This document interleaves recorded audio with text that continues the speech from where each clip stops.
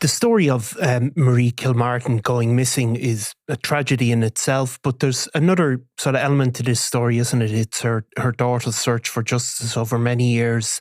Aine, who never actually met her mother when she was alive.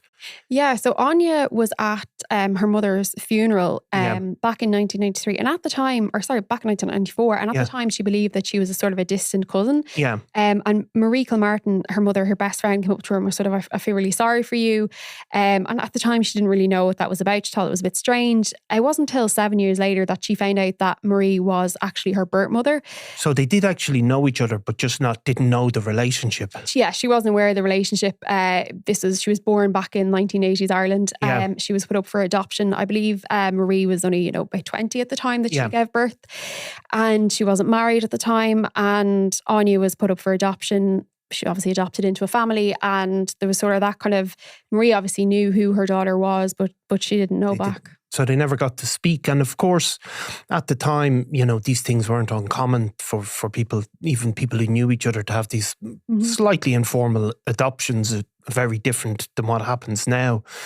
But since finding that, of course, about that relationship, Aine has kind of kept this case alive because Marie disappeared in 1993, and you may, obviously some of these cases stay in the public consciousness, but Aine has really dedicated a good chunk of her free time to pursuing this, even when the case has gone cold, maybe for the Gardaí. Yeah, so at the moment, as you know, in Ireland, the case is never really closed until it's solved. So that case has remained open all this time. But Aine has spent a long time doing interviews with people. Yeah. She's dug through a lot of records. She's sort of been doing this investigation in tandem with the Gardaí almost. She has even at one point interviewed, so back in 2008 there was 3 people arrested in connection with the murder. They were let go, they were charged, but she interviewed those people and she now believes that they had absolutely nothing to do with it. She said that she felt like, in her opinion, they were never had anything to do really with the murder, and she believed that they were innocent. Well, let's go back to the actual case. Yeah. So Marie Kilmartin went missing in December 1993. She'd been at she worked in an old folks' home, and she'd been at a Christmas party. Is that right? Yeah, so she'd been at this, it's sort of like a day centre, sort of, as it is described. And she was at a Christmas party there, and as part of being at the Christmas party, she had Brussels sprouts, which does come up later on.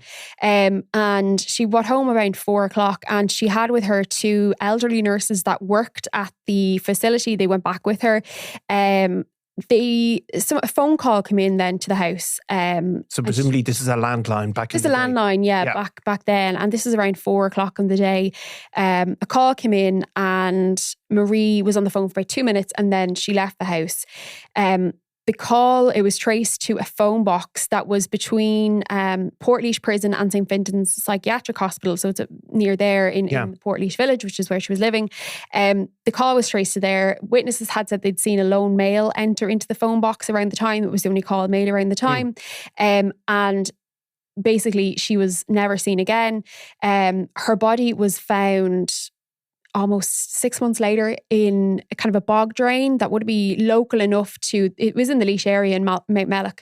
And at the time, Gardaí had said that it was sort of something only a local would have knowledge of. And forensics of her body had found that there was partially digested Brussels sprouts. So that means that she would have died within about 7:00, within hours of disappearing. And that was important to Aine because she pointed out that the next day people had said that they'd not only seen Marie, but spoke to Marie the following day after she disappeared. And she doesn't believe that to be true. Kind of sightings, hadn't there? So somebody had seen a dishevelled woman or something about 24 hours. So like with a lot of these cases, when you go back, there's always sightings that may or may not be the person, and, obviously these are all days before CCTV. So her work was able to kind of rule some of this out. So was there ever any suspect identified in relation to this phone call, or there was never any particular clarity about that? I think there was a description of somebody being about 5'9" or something like that. Yeah, there was sort of, I suppose, again, and these are witnesses saying that they'd seen this, that and the other. And, people forget, people see things in different ways, all that sort of thing. But there was no real description or idea of who this might have been. Now, Marie has, Aine has, through the dogged work that she has done, she is now saying that she believes she knows who the killer was, who was involved in her mother's death. She is going to appear on a documentary that's coming out on TG Cahir, and it's three episodes. Marie's case is one of those episodes, and she speaks a lot about her investigation, and she also talks about, so as you know, the case is open. It's currently being reviewed by the Serious Crime Review Team, which is kind of what we would call the Garda cold case unit. So Aine said she can't really, speak about her own speculations because that is ongoing and that investigation is ongoing. But she's hoping that the Gardaí will now look in the correct places to be able to find her mother's killer, who she believes, again, like I said, she knows the identity of them. So, I mean, obviously the suggestion would be that, this is something that's happened in a local area from somebody who knew Marie. How far away was the body? It was from her home. It was a number of 15 kilometres. 15 kilometres. Yeah. So this was in a kind of a boggy area. Again, it was something that Gardaí had said that you would have had to have known that was there to go there. She had been strangled, and her body, when it was found, obviously 6 months later, her family had been looking for it, and this was kind of almost in the late 90s, almost around the time, or early noughties, when the Serious Crime Review Team began Operation Trace. Operation Trace began, and they were looking at the Ireland's Vanishing Triangle. This was one of those cases that was kind of considered as maybe it could be to do with kind of on the edges of it was kind of on the edges of that. And there was some other cases like Antoinette Smith from 88, and there's a few other ones that were sort of in around that locale that were kind of being reviewed by Operation Trace as part of what was sort of dubbed Ireland's Vanishing Triangle, but then that was sort of left out as one of the cases. So as we know, there was like the 6 that were kind of left as we think these 6 might be connected, but obviously as time has gone on. Yeah, I mean, I think they looked at way more than those 6, didn't they? And some of them, obviously, they have very clear suspects, but they're sort of generally women that were killed or disappeared without being found, and sort of not a clear motive, Yeah, so like this one, obviously Marie Kilmartin has been found while her killer hasn't been brought to justice. The same with Antoinette Smith. Her body was found, but the remaining 6, Jojo Dollard, Annie McCarrick, they're still missing. Yeah, so they're obviously then, in terms of this case, after Operation Trace, there was a number of arrests, as you spoke about, but these people were ultimately released without charge. Released without charge.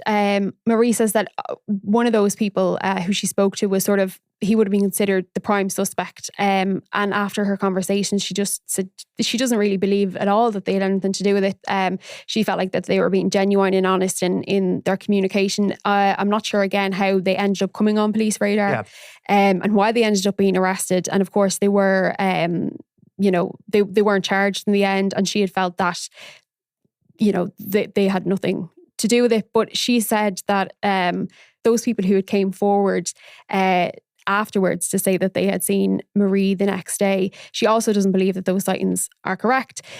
She has, I suppose, maybe not privy to all of the information the Gardaí has, but she's certainly done dogged work in going and speaking to these people. But it is believed that Marie's killer was known to her. Yeah. And as she spoke on you over the years about the kind of the personal sort of tragedy, I suppose it's not maybe a tragedy, but that kind of what's driving her and what that motivation is for her. She has spoken out, I suppose, about seeing her mother, I suppose, as sort of a, it's a vulnerable thing to happen to a woman, to have her child taken away and adopted and never been able to have that relationship with her. She also just wants to, I suppose, she's saying, her mother didn't have close family ties with the rest of her family. So she feels like it's on her to get justice for her. The obligation. And did she ever have sort of an explanation of what happened in terms of her adoption, or it was just obviously the circumstances of the time, I suppose? The circumstances of the time, exactly. Marie had some, psychiatric issues when she was younger. She had some mental illness, I believe. And that may have been a factor in why, not just obviously it was Catholic Ireland in the 80s, but as to why Aine was put up for adoption. Yeah. So what's the name of the programme? You're going to test my Irish now. Well, go on. I won't be able to correct you considering my own Irish is so bad. Maru in our Miasc. And what does that mean? That means Clodagh, killer among us. I'm trying to learn the El Gaeilge, but I don't think I've got there yet. Well, you won't. You're probably better than me. And that's on the next. That's on TG Carr, and that is on a Wednesday. There's also there was another case on it as well of Marion Beattie, who went missing up north, and Olivia Dunlea, who was murdered. Now her case was solved, but there was a long 7-year wait for justice in that case. So that's also been featured. Okay, well, be sure to check it out. Thank you very much. Thanks, Clodagh. Robbie Lawler was out of control. This is Double Cross, the murder of Robbie Lawler. It was going to be an all-out war with him in the middle of it. A Crime World special investigation podcast based on my new book, Web of Betrayal, wherever you get your podcasts. I'm Nicola Tallant and you're watching Crime World, a podcast about criminals, drugs and the underworld in Ireland and across the globe. Make sure you subscribe to our channel and turn on notifications so you can be the first to watch all our latest episodes. You can also listen wherever you get your podcasts.